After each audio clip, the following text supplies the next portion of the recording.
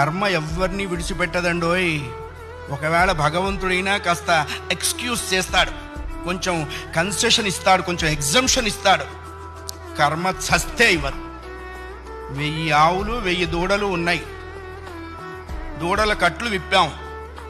ఏ దూడ దాని దగ్గరికి వెళ్ళి దాని తల్లి దగ్గరికి వెళ్ళి సరిగ్గా ఆగుతుంది. కర్మ కూడా అంతే.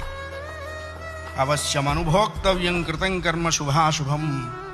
వండిన అన్నం తినలేకపోవచ్చు, చేసుకున్న కర్మని అనుభవించక తీరదు. చాలామంది కొన్ని అనవసర మాటలు మాట్లాడుతుంటారు. బ్రతకదలుచుకోలేదు, చచ్చిపోదాం అనుకుంటున్నా. చావునేటువంటిది ఏదో ఏటీఎం కార్డు పెట్టంగానే డబ్బులు వచ్చినంత ఈజీ అనుకుంటాడు.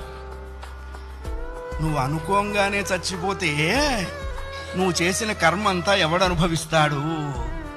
కర్మానుభవం అనుభవించడం కోసమైనా అది నిన్ను బ్రతికిస్తుంది. నీ ఇండివిజువల్ ఐడియాస్తో నువ్వు బ్రతకవో ధర్మశాస్త్రం చెప్పింది.